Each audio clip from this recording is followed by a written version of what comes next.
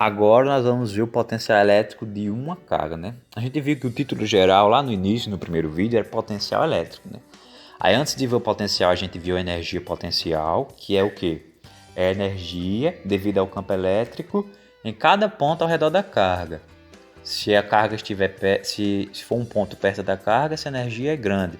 Se for um ponto afastado, essa energia é pequena.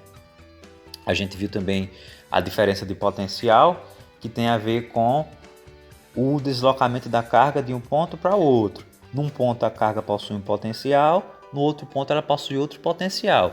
A diferença entre esses potenciais a gente chama de diferença de potencial, só que no dia a dia isso é chamado de voltagem de tensão elétrica, como uma das tomadas, como a gente viu, né?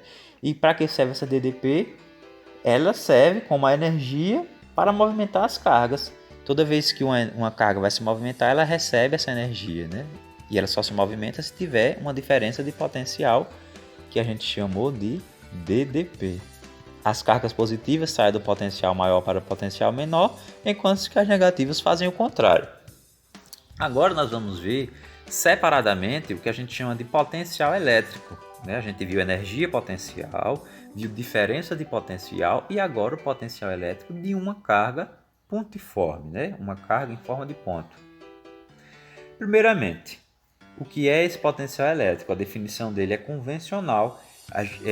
Foi colocado isso daí para facilitar o estudo, né? Esse potencial elétrico tem a ver justamente com aquela energia lá do início.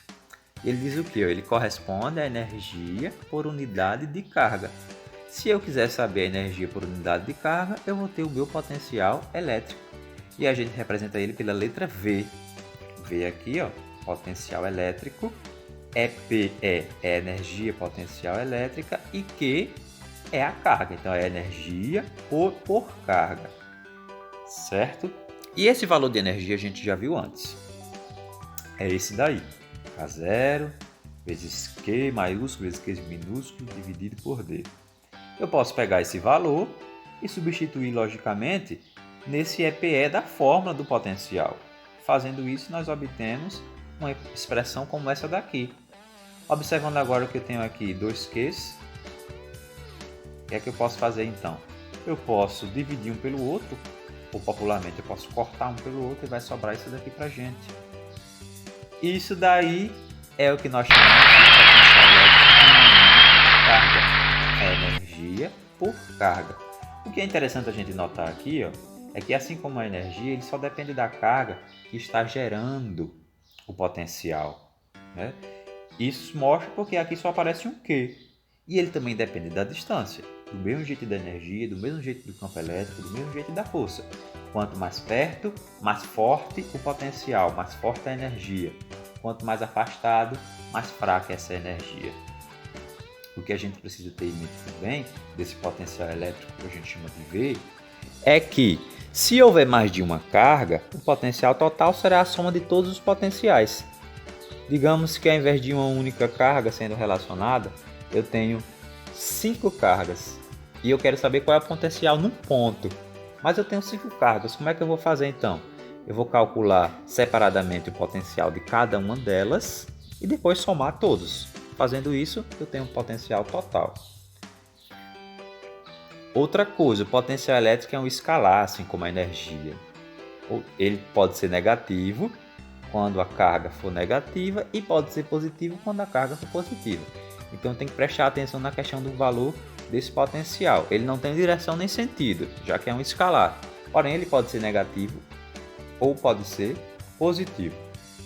Negativo quando ele é gerado por carga negativa e positivo quando ele é gerado por carga positiva. E por fim, a unidade de medida do potencial elétrico é o volt, como a gente já viu antes, em homenagem a Alessandro Volta. Por exemplo, 5 volts que lê dessa maneira.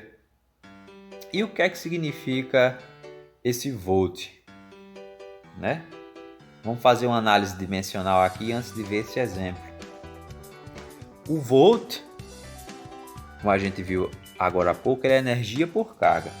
A energia, toda e qualquer energia, é dada em joules e a carga em coulomb. Então a gente pode dividir joule por coulomb. E isso é o valor do nosso volt. Toda vez que eu tenho volt, eu estou dizendo que é joule por coulomb, é energia por coulomb. Aí nós temos um exemplo aqui, ó. Um ponto nas proximidades de uma carga elétrica tem potencial elétrico é de 5 volts. O que isso significa? Tem um erro aqui nessa expressão, mas já para entender, né? Um ponto nas proximidades de uma carga elétrica possui potencial elétrico de 5 volts. O que isso significa? O que quer dizer na prática um potencial elétrico? Vamos ler aqui então a resposta. O valor de 5 volts indica que naquele ponto uma carga de 1 coulomb possui 5 joules de energia potencial.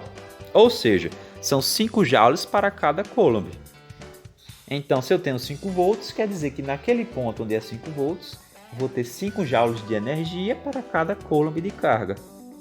Dessa forma, se colocasse uma carga de 2 coulomb, a energia naquele ponto seria de 10 joules, já que se 1 vale 5, 2 tem que valer 10. E se 2 vale 10, 3 tem que valer 15. E assim sucessivamente, já que é proporcional. A cada 1 eu tenho 5. Se eu tenho 2, eu tenho 10. Se eu tenho 3, eu tenho 15. E assim sucessivamente.